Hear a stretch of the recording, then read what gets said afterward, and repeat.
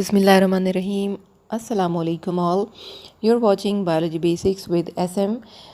इसमें हम आज डिस्कस करेंगे alternation of generations in plants.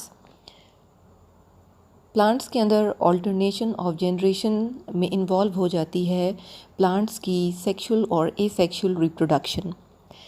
Basically एक ही प्लांट की दो डिफरेंट जनरेशन्स का एक दूसरे के साथ ऑल्टरनेट करना या एक्सचेंज करना अपनी लाइफ साइकिल के दौरान ऑल्टरनेशन ऑफ जनरेशन कहलाता है। यानी कि एक प्लांट जो कि दिखने में एक जैसा आपको लगेगा लेकिन उसके अंदर दो डिफरेंट टाइप्स की लाइफ साइकिल्स या डिफरेंट टाइप की रिप्रोडक्शंस इन्वॉल्व होंगी। बहुत ही इंटरेस्टिंग टॉपिक है। थोड़ा सा स्टूडेंट्स को समझने में मुश्किल होता है, लेकिन ध्यान से समझेंगे तो देर तक आपको याद रह जाएगा और अच्छे से आपको समझ में भी आ जाएगा। As I said that it is the phenomena or it is the process in which two different generations alternate with each other during their life cycle. तो यानी कि एक ही प्लांट एक ही है लेकिन उसकी generations तो डिफरेंट हैं। You might say कि इसको जो है वो बेसिकली डिस्टिंग्विश करना या इनके दरमियान में फ़र्क करना कि स्पोरोफाइटिक जनरेशन कौन सी है या गेमेटोफाइटिक जनरेशन कौन सी है थोड़ा सा मुश्किल होगा एट दिस लेवल।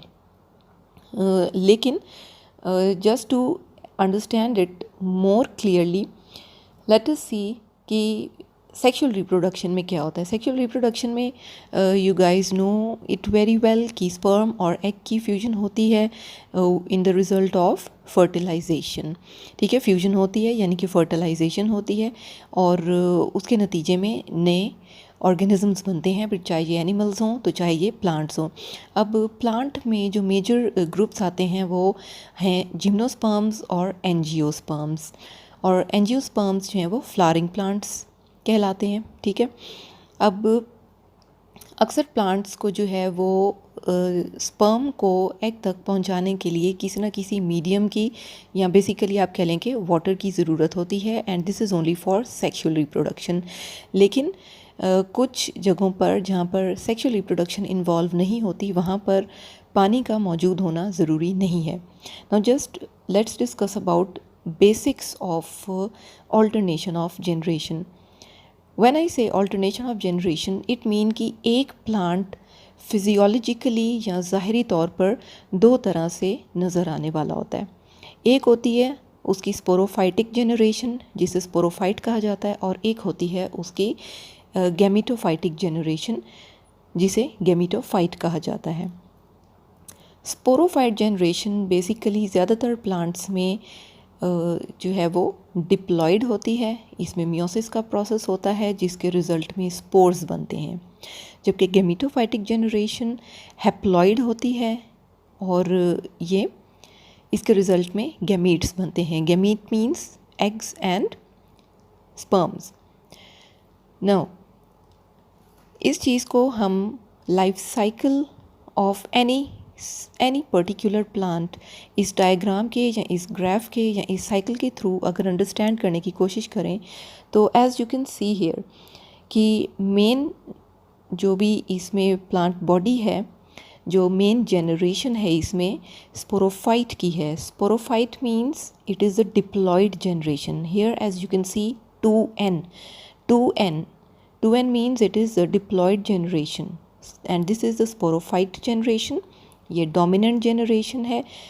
डोमिनेंट क्यों है? क्योंकि इसका साइज़ बिगर है और ये इंडिपेंडेंट है। Independent means it can prepare its own food, it can produce its own body by its own. अब ये जो स्पोरोफाइट है ये मियोसिस के प्रोसेस के बाद हैप्लॉइड स्पोर्स प्रोड्यूस करेगा। Here as you can see the spores are 1n means haploid and 2n means diploid. अब ये जो स्पोर्स हैं ये स्पोर्स माइटोसिस के प्रोसेस से गुज़रते हुए एक गैमीटोफाइट का प्लांट या गैमीटोफाइट की जनरेशन बना लेंगे। ठीक है, जनरेशन से हमारी मुराद है कि कोई भी एक प्लांट बना लेंगे। प्लांट बन जाने के बाद उस प्लांट में मज़ीद माइटोसिस होती जाएगी और माइटोसिस के रिज़ल्ट में इसमें बनेंगे दो तरह की gametes, the female gamete and the male gamete. And keep in mind that these gametes will be haploid यानी कि 1n. Further इन दोनों gametes की जब आपस में फ्यूजन होगी, फर्टिलाइजेशन होगी, तो उसके रिजल्ट में बनेगा एक diploid zygote. As here you can see, zygote is 2n, means it is the diploid zygote. अब जैसे जैसे ये zygote जो है वो प्रोड्यूस करेगा, इसकी डेवलपमेंट होगी माइटोसिस के जो है वो प्रोसेस के साथ, तो ये डेवलप कर जाएगा एक बड़े स्पोरोफाइट प्लांट में, ठीक है। और इसी तरह से ये पूरा साइकिल रन करेगा। इस साइकिल में बहुत ही क्लियरली आपको डिप्लॉयड और हैप्लॉयड जनरेशन का डिफरेंस बताया हुआ है by using the yellow and blue colour. The yellow colour shows the diploid generation, और डिप्लॉयड जनरेशन में 2n स्पोरोफाइट जनरेशन मौजूद है, जबकि the blue colour is representing here the haploid generation, और हैप्लॉयड जनरेशन जहाँ पर गैमेटोफाइट जनरेशन के लिए टर्म यूज़ की गई है। आई होप कि ये सिंपल सी understanding of alternation of generation आपको क्लियर होगी। If the video was useful, give it a big thumbs up. Comment section में अपने कमेंट्स ज़रूर बताइएगा। शेयर कीजिए वीडियो को अगर ये आपके लिए हेल्पफुल है और किसी और के लिए भी हेल्पफुल हो जाएगी। Subscribe to the channel for more topics related to biology. Till then, अल्लाह हाफिज़।